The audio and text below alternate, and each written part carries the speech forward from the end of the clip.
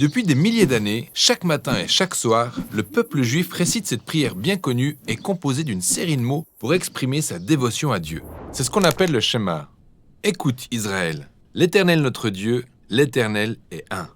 Tu aimeras l'Éternel ton Dieu de tout ton cœur, de toute ton âme et de toute ta force. On va étudier le troisième mot-clé de cette prière et voir comment le peuple d'Israël était appelé à aimer son Dieu.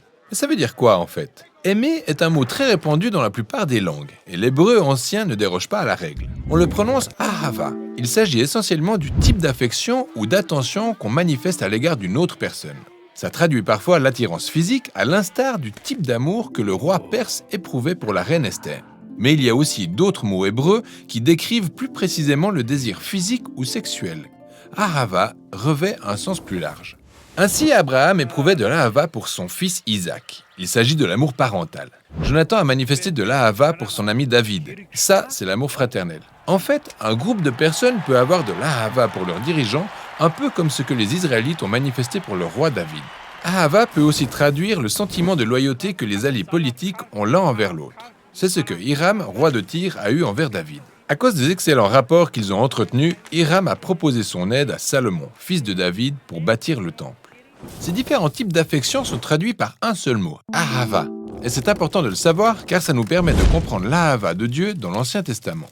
Donc, dans Deutéronome, Moïse a dit aux Israélites que l'Éternel s'est attaché à vous, il vous a choisi à cause de son ahava pour vous. Ainsi, Dieu ne manifeste pas d'amour envers les Israélites parce que ces derniers le méritent, mais tout simplement parce que ça émane de sa nature même. Il aime parce qu'il aime.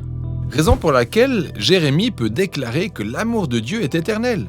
Il n'a pas de fin parce qu'il n'a pas de commencement. L'amour de Dieu est un facteur éternel de l'univers. L'amour de Dieu n'est pas un devoir, mais un sentiment authentique et une affection que Dieu ressent. C'est pourquoi le prophète Osée compare l'amour de Dieu pour son peuple à l'ahava d'un homme pour sa femme ou à l'ahava d'un parent pour son enfant. C'est un des sentiments les plus forts que Dieu éprouve. Ça ne veut pas pour autant dire que l'amour de Dieu se résume à un sentiment, il se traduit aussi par des actes. C'est quelque chose qui relève du choix de Dieu. Comme quand Moïse affirme, à cause de son ahava pour tes pères, il t'a fait lui-même sortir d'Égypte par sa grande puissance. L'amour de Dieu n'est pas seulement un sentiment, c'est quelque chose que Dieu fait. Alors, dans le schéma, Israël doit répondre à l'ahava de Dieu en lui démontrant de l'ahava en retour.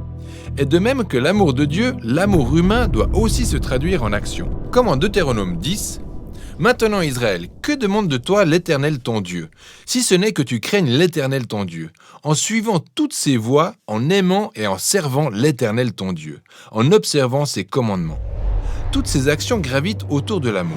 Si je ne m'y conforme pas, je prouve qu'en réalité, je n'aime Dieu qu'en parole, ce qui conduit à une dernière chose. Dans l'Ancien Testament, la preuve que j'aime Dieu se traduit par la façon dont je traite mes semblables.